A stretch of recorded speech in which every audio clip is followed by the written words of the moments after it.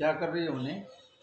अरे थोड़ा सिलाई विलाई कर रहे हैं, छुट्टी है ना तो कुछ तो काम होना चाहिए। ये सब अच्छा, रह जाता है, छुट्टी के दिन में मेरा काम होता है सिलाई का। ठीक है, कर लो कर लो। हम भी अभी रिपोर्ट बनाए हैं अंडमान का।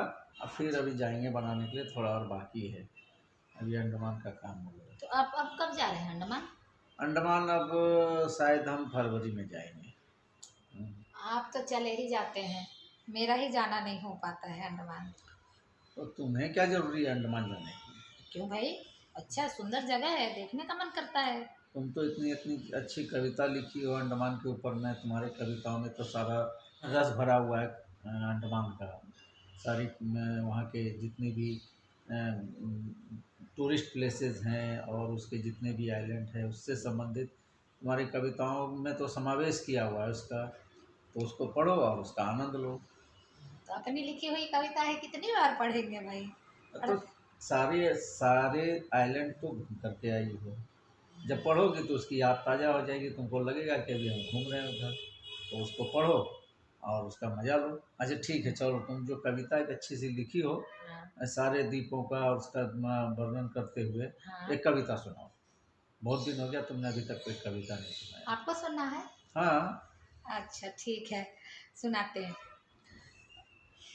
अभी मेरी डायरी लाने दीजिए।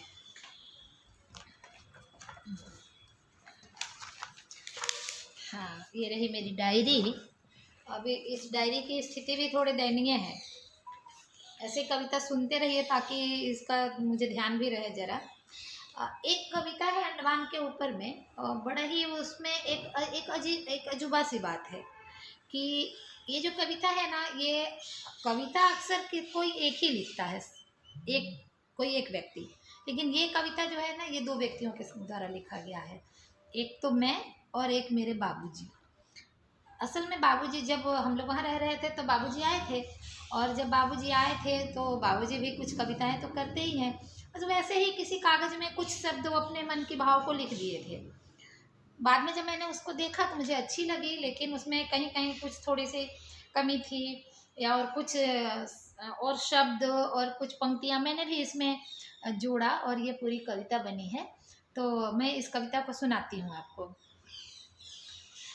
जब ये तो आपको पता ही है कि अगर कोई अंडमान से आए तो या तो वो जल मार्ग से आ सकता है या व्योम मार्ग से आ सकता है। तो बाबूजी भी आए थे, वो हवाई मार्ग से यानी हवाई जहाज़ से आए थे। और तब वो सोचते होंगे जो भी शब्द उनके मन के थे उन्होंने लिखा था। और मैंने जैसा कहा कि कुछ पंक्तियाँ मैंने भी इसमें लिखा कि व्योम मार्ग चल पड़ा पथिक। पथिक मतलब वो पथिक के जैसे आए थे, घूमने के लिए आए थे, इसलिए उन्होंने ऐसा लिखा था कि व्योम मार्ग चल पड़ा पथिक नैनों की प्यास बुझाने को। व्योम मार्ग चल पड़ा पथिक नैनों की प्यास बुझाने को, अपनों को गले लगाने को, भारत माता की बेटी को सौंदर्य बोध पहचाने को। हम लोग वहाँ रहते थे तो हमसे मिलने आ रहे थे, हमें गले लगाने। और जो अंडमान है भारत माता की छोटी सी बेटी है, तो उसका भी सौंदर्य एहसास करने के लिए आ रहे थे। तो वही पंक्तियाँ हैं कि व्योम मार्ग चल पड़ा पथिक नैनों की प्यास बुझाने को, अपनों को गले लगाने को, भारत माता की बेटी का सौंदर्य बोध एहसाने को। अब आगे जो वर्णन है कि अथाह उदधि का नीला जल, उदधि मतलब समुद्र, कि अथाह उदधि का नीला जल इसकी चरणों को धोता है। अथाह उदधि का नीला जल इसके चरणों को धोता है। ऊंचे पहाड़, ऊंचे पहाड़, गहरी घाटी, हरित बनों में पंछी का कलरव होता है। अब आगे जो वहाँ के द्वीप समूह में जो द्वीप हैं और जिनके नाम हैं, जो अंग्रेज़ों ने नाम रखे थे, अभी उनमें से बहुत सारे नाम बदल दिए गए हैं, हमारे स्वतंत्रता सेनानियों के नाम पे रखे गए हैं। लेकिन तब इन्हीं नामों से, अभी आज भी वो इन्हीं नामों से ज़्यादा जाने जाते हैं।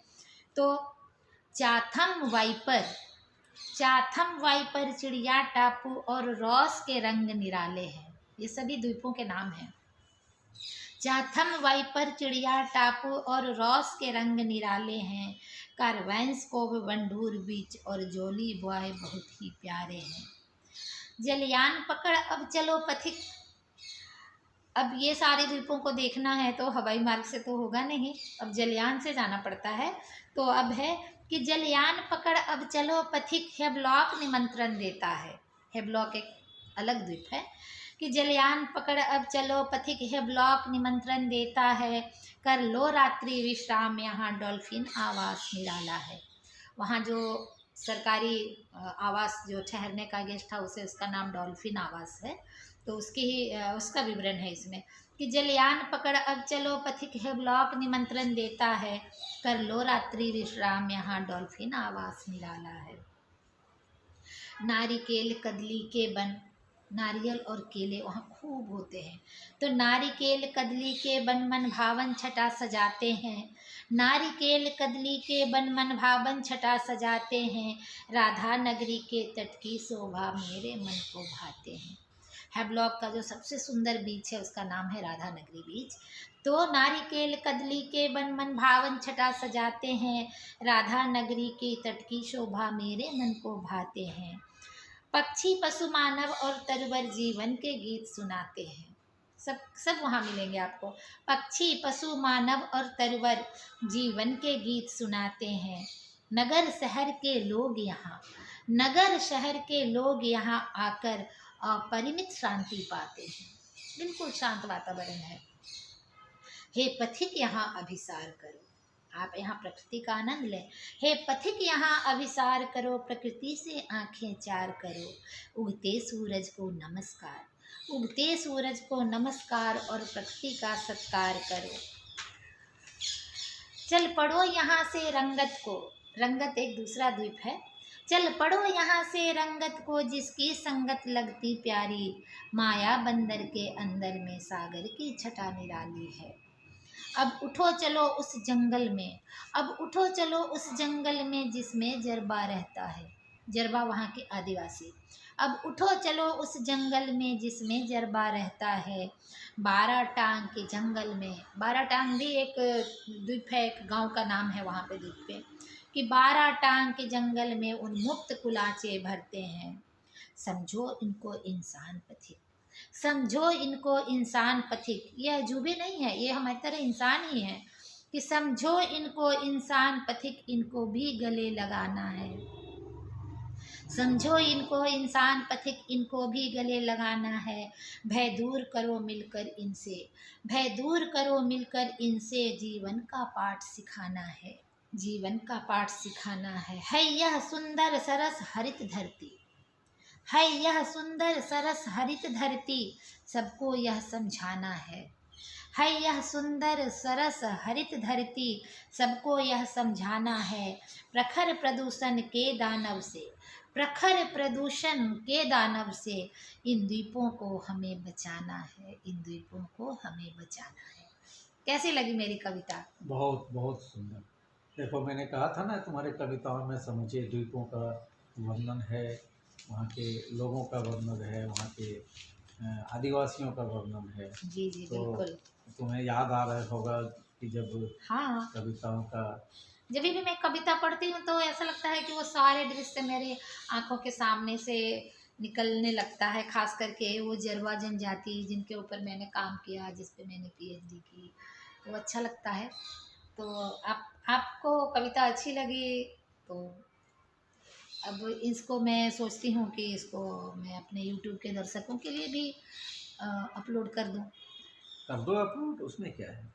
जो दूसरे लोग सुनेंगे, थोड़ा अंडमान के विषय में जानेंगे। हाँ, और इसके अलावा भी और कुछ क्योंकि का लोग लिखना ना है। घूमने के लिए पता नहीं कहाँ कहाँ दूसरे दूसरे देश में विदेश जाते हैं। जाना चाहिए, ऐसा नहीं है, दुनिया तो देखनी ही चाहिए, लेकिन उससे पहले अपने देश को तो ज़रूर देखना चाहिए। और ख़ास करके वो अंडमान को, जहाँ पे हमारे स्वतंत्रता सेनानियों ने काले पानी की सज़ा भुगती थी और अपने हाथों से उसको रचाया बसाया।